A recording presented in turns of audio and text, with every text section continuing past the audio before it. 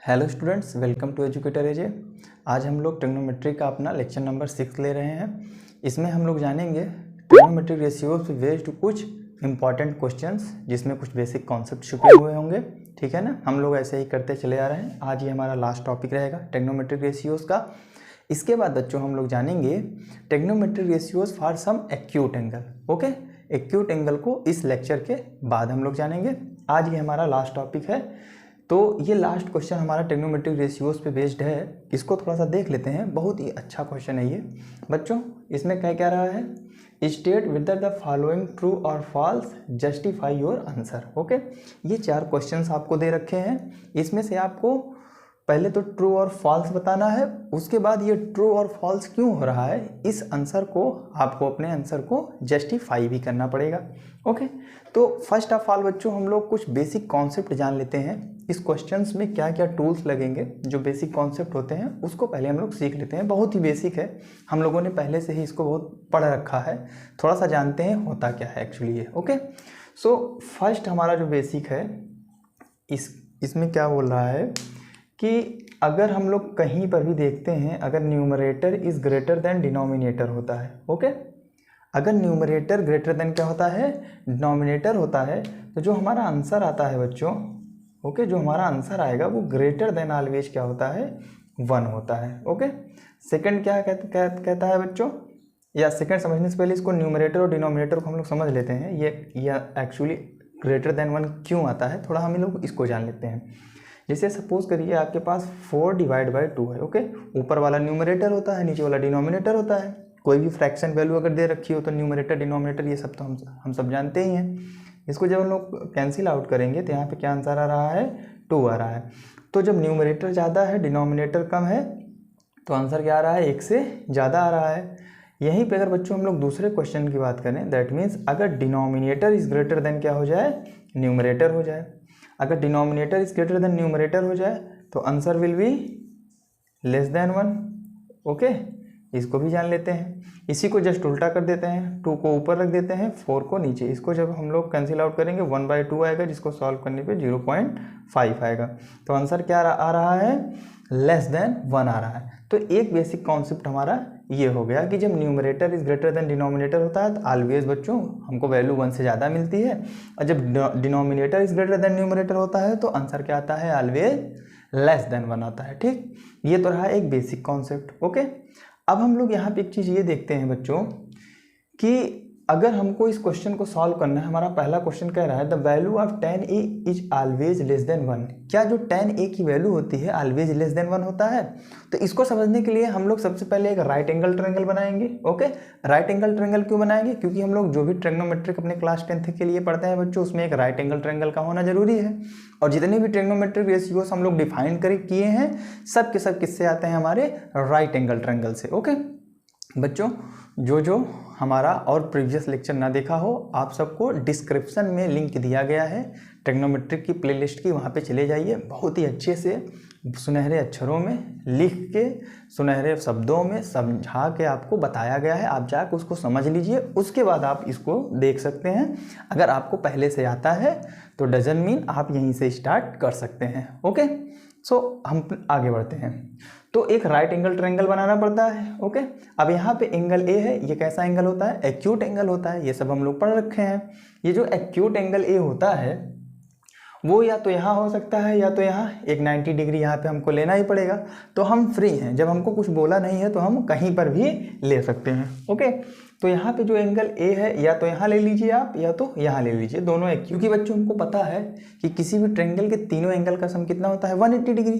तो अगर ये 90 हो गया तो ना तो ये 90 हो सकता है, ना तो ये 90 हो सकता है। तो ये दोनों angle always less than 90 degree बनाएंगे। और जो लेस देन 90 डिग्री होता है बच्चों, उसी को हम लोग बोलते हैं क्या, एक्यूट एंगल बोलते हैं। ओके, ये सब बहुत बेसिक बात है। तो हम लोगों ने ए को यहाँ ले लिया।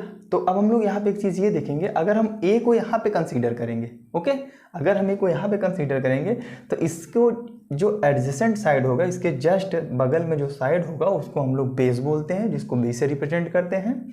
और इसके जस्ट सामने वाली लाइन जो होगी, साइड होगी जो ट्रायंगल की, उसको हम परपेंडिकुलर बोलते हैं, पी से डिनोट किया है। और 90 डिग्री के जस्ट सामने वाला जो साइड होता है उसी को हम लोग क्या बोलते हैं, हाइपोटेनस बोलते हैं। ओके, ये तो हमारा बेसिक हुआ, एक बेसिक ये हो गया। अब पाइथागोरस थ्योरम हम लोग 90 डिग्री में का अगर कोई ट्रायंगल है उसमें हम लोग लगाते हैं, और पाइथागोरस थ्योरम बच्चों always applicable only and only for 90 degree triangle, that means right angle triangle. तो ये राइट एंगल ट्रायंगल बन रहा है। तो हमारा जो पाइथागोरस थ्योरम होता है बच्चों, वो होता है कि जो ए बी का स्क्वायर होगा, दैट मीन्स ये जो हाइपोटेनस का स्क्वायर होगा, वो अगर हम लोग परपेंडिकुलर का स्क्वायर कर दें प्लस ए सी का स्क्वायर कर दें, दैट मीन्स बेस का स्क्वायर कर दें, तो दोनों के क्या आता है, दोनों का स्क्वायर करके सम कर देंगे और इसका फिर रूट ले लेंगे तो हमको हाइपोटेनस मिल जाएगा। तो आपको यहाँ पे एक चीज़ देखने को मिल रही होगी बच्चों कि अगर हमारे पास कोई दो क्वांटिटी है, दो अगर क्वांटिटी है, तो अगर हम लोग दो को ऐड करके तीसरा अगर हम लोग निकालें तो थर्ड वाला always greater then first and second. Okay, जैसे हम लोग 4 और 3 को अगर ऐड करें तो क्या निकल के आएगा 7। तो ये जो 7 है ऑलवेज 4 से भी बड़ा होगा, 3 से भी बड़ा होगा, बिकॉज हम लोग ऐड करके निकाल रहे हैं। सेम वही चीज़ बच्चों हाइपोटेनस के साथ होता है। ओके, यही पूरा हम लोग किसके साथ करते हैं, हाइपोटेनस के साथ होता है कि हाइपोटेनस जो हमारा निकलता है इसको और इसको ऐड करके निकलता है वो भी स्क्वायर करके। ओके, तो हम लोग यहाँ से अपना एक एजम्पशन ये निकाल सकते हैं कि बच्चों जो ए बी होगा वो always greater than B C होगा, नो डाउट।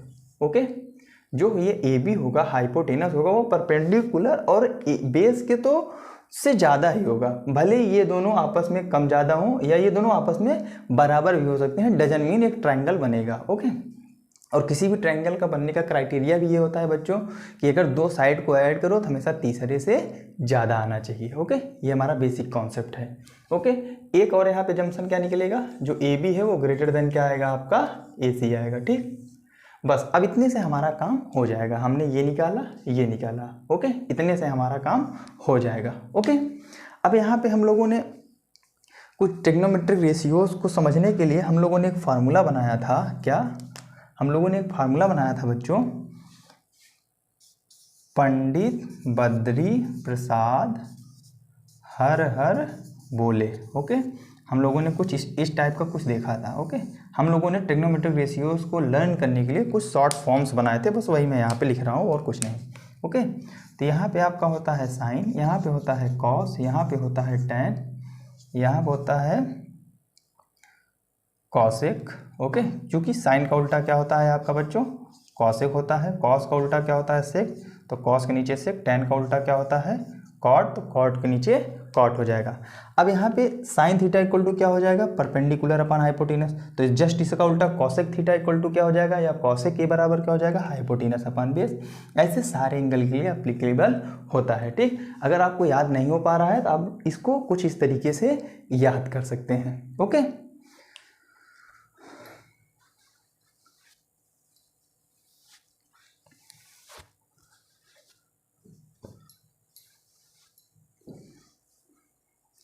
ओके बच्चों, अब यहाँ पे हम लोग देखते हैं कि ये तो हमारा हो गया। अगर मान लीजिए किसी को नहीं आ रहा है तो इस फॉर्मूले को देखेगा तो आराम से आ जाएगा। ठीक, ये सब सारी बातें हम लोग इसके बारे में कर चुके हैं। अब हम लोग यहाँ पे देखते हैं, पहला क्वेश्चन हमारा बोल रहा है the value of tan a is always less than 1। Okay, तो फर्स्ट ऑफ ऑल जो tan a बराबर होता है हम लोग उसको पहले देख लेते हैं। tan a कहाँ पे है, tan यहाँ पे है ना, तो क्या निकल रहा है p upon B, that means perpendicular upon base.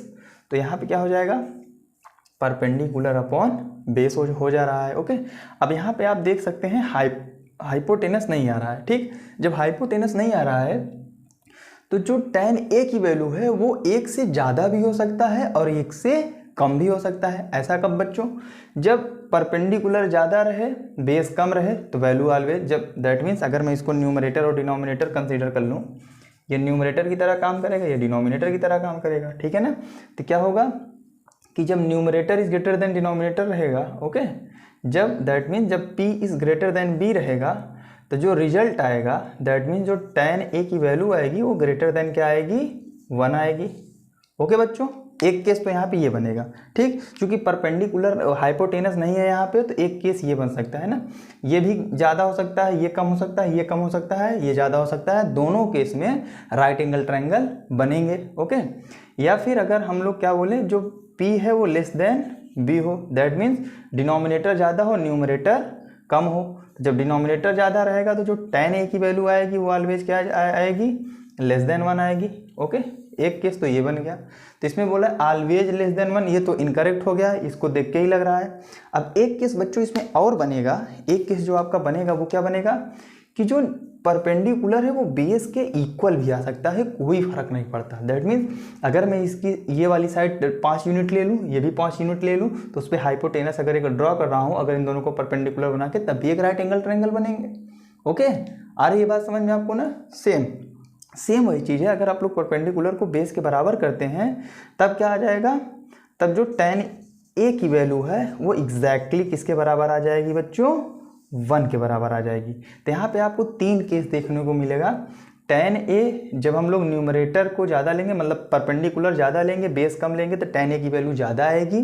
जब परपेंडिकुलर कम लेंगे, बेस ज़्यादा लेंगे, tan a की वैल्यू कम आएगी। जब दोनों को सेम ले लेंगे, दैट मीन्स परपेंडिकुलर और बेस दोनों को सेम ले लेंगे, तो tan a की वैल्यू जो है बच्चों वो ऑलवेज 1 आ जाएगी। ओके, क्योंकि अगर हम 5/5 करेंगे, काटेंगे, तो 1 ही तो आएगा ना। सेम चीज़ है यहाँ पे, ठीक। इसीलिए मैं यहाँ पे आपको सब लोग को पहले से यहाँ पे एक चीज़ ये बता दिया। ओके, तो ये बात रही। तो इस हिसाब से अगर हम इसको देखा जाए तो आंसर इसका क्या हो जाएगा, फॉल्स हो जाएगा। ओके, ये क्या हो जाएगा, फॉल्स हो जाएगा। ठीक, तो हमने इसको बता दिया कि फॉल्स हो जाएगा, और हमने अपने आंसर को जस्टिफाई भी कर लिया, why this question is wrong. Okay, तो बच्चों आप लोग जैसे लिखाया जा रहा है एकदम बढ़िया से कॉपी में नोट करते चलिए, ताकि बाद में अगर आप लोग कॉपी को उठाएं या आप इस क्वेश्चन को कभी देखें, दिमाग में अगर माइंड में नहीं आ रहा है, भूल जा रहे हैं, तो एक बार आप अपना नोटबुक पलट के देख लेंगे तो आ जाएगा। ओके, तो एक क्वेश्चन ये रहा। अब हम लोग अपना सेकंड क्वेश्चन लेते हैं। ओके, सो सेकंड क्वेश्चन में क्या कह रहा है उसको देख लेते हैं। बारी बारी से एक एक क्वेश्चन को हम लोग देखेंगे एकदम बढ़िया से। ठीक है, तो जो हमारा सेकंड क्वेश्चन है बच्चों वो कह रहा है sec a इक्वल टू क्या दिया है, 12/5। अब हम लोग यहाँ से sec a देखते हैं क्या होता है, cos का उल्टा क्या होता है sec, तो नीचे से ऊपर जाएंगे तो हाइपोटेनस अपॉन क्या हो जाएगा, बेस हो जाएगा। तो यहाँ पे हम लोग इसको क्या लिख सकते हैं, हाइपोटेनस अपॉन बेस। अब यहाँ पे हाइपोटेनस ज़्यादा है, बेस कम है, दैट मीन न्यूमरेटर ज़्यादा है, डिनोमिनेटर कम है। तो यहाँ पे क्या केस बन रहा है, h is greater then b। Okay, h is greater then b बन रहा है। तो जो हमारा आंसर आना चाहिए ऑलवेज क्या आना चाहिए, ग्रेटर देन 1 आना चाहिए। ओके बच्चों, तो इसमें बोल क्या रहा है, sec a equal to 12/5 for some value of angle a। क्या sec a इक्वल टू 12/5 कुछ एंगल a के लिए हो सकता है? बिल्कुल हो सकता है, क्योंकि हाइपोटेनस अपान बेस होता है, और हाइपोटेनस अपान बेस में हाइपोटेनस ज़्यादा है और नीचे बेस क्या है, कम है। तो जब न्यूमरेटर ज़्यादा रहे, डिनोमिनेटर कम रहे, तो ऑलवेज वैल्यू क्या आता है, ग्रेटर देन 1 आएगा। अगर इसको पूरा सॉल्व करेंगे तो जो आंसर आएगा वो ग्रेटर देन 1 आएगा। तो क्या sec a की value for some value of angle a is greater than 1, क्या 1 से ज़्यादा आ सकता है? बिल्कुल आ सकता है। बस यही दिक्कत हो जाती कब, जब बेस ज़्यादा दे देता, हाइपोटेनस कम दे देता। अब ये वाला क्वेश्चन हम लोग इससे समझते हैं। हम लोगों ने अभी यहाँ पे देखा था कि जो हाइपोटेनस होता है वो ऑलवेज ग्रेटर देन परपेंडिकुलर और बेस से होता है। ओके, तो यहाँ पे आपको देख लीजिए, जो हाइपोटेनस दिया है 12 दिया है, और जो बेस दिया है वो 5 दिया है। तो यहाँ पे दिख रहा है हाँ हाइपोटेनस बेस से कम है। अगर हाइपोटेनस बेस से कम है तो ये जो रेशियो, ये जो ट्रिग्नोमेट्रिक रेशियो sec a दिया है बिल्कुल ट्रू हो सकता है, इसमें कोई दिक्कत वाली बात नहीं है। तो इस हिसाब से अगर देखा जाए तो ये वाला आंसर हमारा क्या है, एग्जैक्टली ट्रू है, इसमें नो डाउट, कोई फर्क नहीं पड़ता। ओके, अब हम लोग थर्ड क्वेश्चन पे अपने आते हैं बच्चों। ठीक, बढ़िया से देखते रहिएगा। बाकी अगर आप लोग को कोई भी दिक्कत आती है मेरे समझाने में, अगर कहीं पर भी कोई डाउट आता है तो आप लोग कमेंट बॉक्स में जाइए, आप कमेंट करिए कि सर हमको ये लाइन नहीं समझ में आई, सर हमको ये थोड़ा समझने में दिक्कत हुआ, दोबारा बता दीजिए। तो हम लोग जब नेक्स्ट वीडियो चालू करेंगे ना, तो आपके कमेंट को पढ़ के पहले उसको जस्टिफाई कर देंगे और अच्छे से समझा देंगे, तब हम लोग फर्दर आगे प्रोसीड करेंगे। ओके, सो अब यहाँ पर आप देख सकते हैं कि थर्ड क्वेश्चन हमारा क्या कह रहा है कि cos a is the abbreviation used for the quotient of angle a। अच्छा, मतलब इसमें ये बोल रहा है कि cos a है क्या, उसको हम लोग कोसेंट बोलते हैं क्या, कोसेंट बोलते हैं क्या। ओके, तो हम लोग जब पहली क्लास किए थे बच्चों, तो हम लोगों ने हम लोगों ने जाना था कि बच्चों हम लोगों ने जाना था कि जो साइन होता है, ओके, और जो कॉस होता है उसका कुछ फुल फॉर्म होता है, ओके। तो साइन का तो साइन होता है, कोई दिक्कत नहीं है।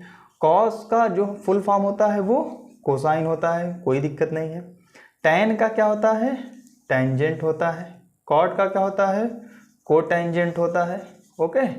सेक का क्या होता है? सेकेंट होता है, ओके। और कॉसेक का क्या होता है? को सेकेंट होता है, ओके। क्या होता है? को सेकेंट होता है, ठीक है ना।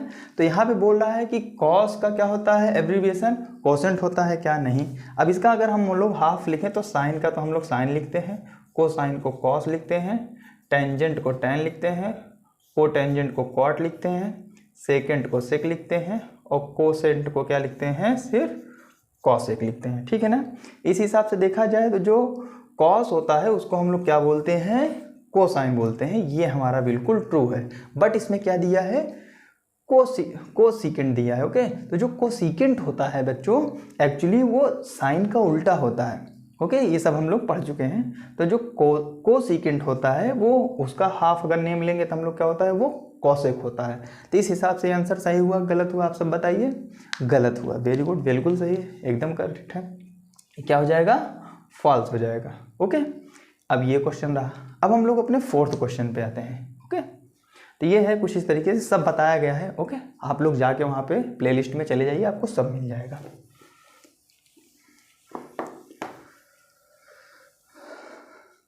ओके।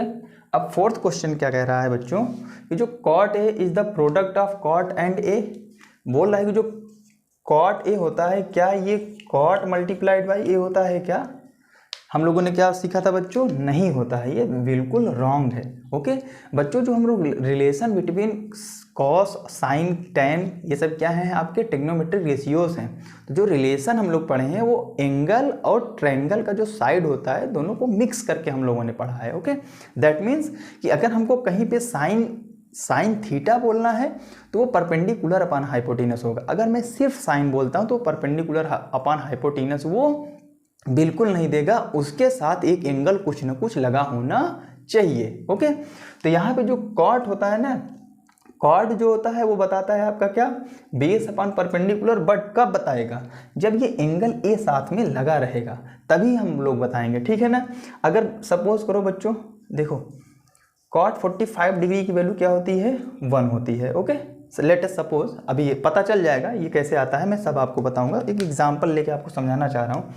अगर मैं यहाँ पे कॉट मल्टीप्लाइड बाई 45 कर दे रहा हूँ तब ये अलग हो गया। कॉट ए का मतलब अब आपको बेस अपॉन परपेंडिकुलर लिखना पड़ेगा और 45 डिग्री को हम लोग को रेडियन में बदलना पड़ेगा, पाई अपॉन 180 डिग्री करके, ओके। तो ये देखिए कितना बड़ा हमारा फॉल्ट आ रहा है। ये ऐसा कभी बिल्कुल नहीं होता है, ठीक है ना।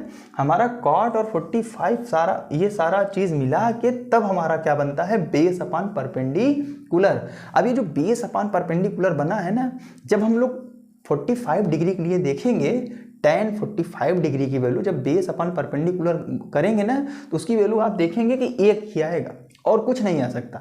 बट अगर हम लोग दोनों का प्रोडक्ट कर देंगे, दैट मीन्स ये कॉट अलग हो गया, 45 अलग हो गया, तो ये कुछ और वैल्यू देगा। लेकिन एक्चुअल वैल्यू कॉट 45 की क्या होती है? 1 होती है। बट इस केस में आपको 1 नहीं मिलेगा। आप बेस की वैल्यू रख देंगे, परपेंडिकुलर की वैल्यू रख देंगे, एंगल की वैल्यू रख देंगे, पता नहीं क्या आएगा, अगड़म बगड़म, ओके। तो ये सरासर गलत है हम लोग। और इवन इसी के लिए ही नहीं, जितने भी ट्रिग्नोमेट्रिक रेशियोज हैं ये सब के लिए ट्रू है, ओके। साइन ए अगर लिखा है तो उसको साइन मल्टीप्लाई बाई ए आप नहीं पढ़ेंगे। कॉस ए लिखा है तो आप कॉस मल्टीप्लाई बाई ए नहीं पढ़ेंगे, पूरा आप सब पढ़ेंगे बच्चों, ओके। साइन ए है तभी परपेंडिकुलर अपॉन हाइपोटेनस, उसका कुछ एंगल जो दिया रहेगा उस हिसाब से आएगा। कॉट 45 दिया हो, tan 45 दिया हो, tan थीटा दिया हो, tan ए दिया हो, सब एक साथ हम लोग पढ़ेंगे तभी वो ट्रिग्नोमेट्रिक रेशियोज रिलेशन हमको देगा साइड और एंगल का, ओके। अगर हम लोग प्रोडक्ट कर देते हैं तो वो आंसर बिल्कुल भी नहीं देगा, ओके बच्चों। तो ये क्या हो जाएगा बताओ? ट्रू होगा फॉल्स होगा? फोर्थ वाला क्या हो जाएगा बच्चों? ये फोर्थ वाला क्या हो जाएगा? आपका फॉल्स हो जाएगा, ओके। ये भी क्या हो जाएगा? आपका फॉल्स हो जाएगा। अब हम लोग अपना लास्ट क्वेश्चन देखते हैं इस सेशन का। इसमें लिखा है sine theta equal to 4/3 for some angle, जो यहाँ पे दिया है sine theta equal to 4/3 for some angle theta. अब इसको भी जान लेते हैं हम लोग। सबसे पहले हम लोग साइन थीटा इक्वल टू क्या लिख लेते हैं, जो अपन लोग को दिया है, क्या दिया है 4/3, ओके। और ये होता किसके बराबर है, परपेंडिकुलर अपॉन हाइपोटेनस के बराबर होता है, परपेंडिकुलर अपॉन हाइपोटेनस के बराबर होता है। अब आप यहाँ पे देख सकते हैं जो साइन थीटा की वैल्यू 4/3 है वो परपेंडिकुलर अपॉन हाइपोटेनस है। बट हम लोगों ने पढ़ा क्या है कि जो हाइपोटेनस होना चाहिए, ओके, जो हाइपोटेनस होना चाहिए वो ऑलवेज ग्रेटर देन क्या होना चाहिए, परपेंडिकुलर के। हम लोगों ने यहाँ पे अभी देखा है A B just greater than B C. But इसमें दिया क्या है हमको, हमारे क्वेश्चन में क्या दिया है कि hypotenuse is less than perpendicular दिया है, ठीक है ना। क्योंकि यहाँ पे देखिए हाइपोटेनस की वैल्यू 3 दे रखा है, परपेंडिकुलर की वैल्यू क्या दे रखा है, 4 दे रखा है, ठीक है ना। यहाँ पे आप इसको इक्वल करके ऐसे लिख सकते हैं, या फिर यहाँ पे लिख दीजिए इन क्वेश्चन, ठीक है ना। और एक्चुअल में क्या होना चाहिए, हाइपोटेनस क्या होना चाहिए, परपेंडिकुलर से ज़्यादा होना चाहिए। क्यों होना चाहिए, हम लोगों ने रीजन अभी जाना था, ओके। और जब तो अब इधर जाने की ज़रूरत ही नहीं है, जब हमको यहीं से क्लैरिफिकेशन मिल गया तो इधर आने की ज़रूरत ही नहीं है। तो ये भी क्या हो जाएगा, क्या हो जाएगा बच्चों, फॉल्स हो जाएगा, ओके। ये भी आपका आंसर क्या हो जाएगा, फॉल्स हो जाएगा, ठीक। आपको समझ में आया ये क्यों फॉल्स हुआ, ओके ना। क्योंकि perpendicular upon hypotenuse sine theta की वैल्यू होती है, तो यहाँ पे परपेंडिकुलर कम होना चाहिए, हाइपोटेनस ज़्यादा होना चाहिए। बट यहाँ पे हाइपोटेनस कम दिया, परपेंडिकुलर ज़्यादा दे दिया, इसलिए अपना आंसर क्या हो गया, गलत हो गया, ठीक। तो आई होप आपको ये सारी बातें समझ में आई होंगी, ओके। तो यहाँ पे cot is the product of, ये नहीं होगा, okay. Cos A equal to used for the cosecant, ये भी नहीं होगा। बस एक आंसर आपका ट्रू है, बाकी सब आंसर आपका क्या हो जाएगा, फॉल्स हो जाएगा, ओके। तो बच्चों ये ट्रिग्नोमेट्रिक रेशियोज का हमारा लास्ट क्वेश्चन था। आई होप आप लोग एंजॉय किए होंगे, ओके। तो अब अगले नेक्स्ट लेक्चर से हम लोग trigonometric ratios for some angle, acute angle के लिए देखेंगे। 0 डिग्री, 90 डिग्री, 45 डिग्री, 60 डिग्री, जो भी देखेंगे वो 90 से कम ही वाला रहेगा, और उसमें के कुछ स्पेशल एंगल देखेंगे, ठीक। क्यों देखेंगे हम लोग, आगे की बात ये हमारा है, ओके। तो अगर वीडियो आपको अच्छा लगता है बच्चों, तो चैनल को सब्सक्राइब करिए, ज़्यादा से ज़्यादा शेयर करिए हर एक बच्चे के पास। अगर आपको लगता है, अगर आपको बेसिक कॉन्सेप्ट को, छोटे छोटे बेसिक कॉन्सेप्ट को समझते हुए क्वेश्चंस को आगे अगर बढ़ाने हैं, ताकि आप अगर आगे चल के किसी भी कम्पिटिटिव एग्जाम का तैयारी करें, अगर आप सीरियस हैं अपने करियर को लेके, तो आप इसको अच्छे से पढ़िए, तभी मज़ा आएगा। बाकी तो हम लोग उड़ा डगा के ख़त्म कर सकते हैं, कभी भी कोई फ़र्क नहीं पड़ता है, जल्दी जल्दी पता कि ये है, वैसा है, ये है करके ख़त्म हो जाएगा, लेकिन वो मज़ा नहीं देगा बच्चों। आपको बेसिक क्लियर होना चाहिए, ठीक। बेसिक नहीं बंदे का क्लियर रहता, तभी आगे चल के उसको दिक्कत होती है, ठीक है। तो बच्चों आज का सेशन हम लोग यहीं पे समाप्त करते हैं। वीडियो को लाइक कर दीजिएगा, ओके।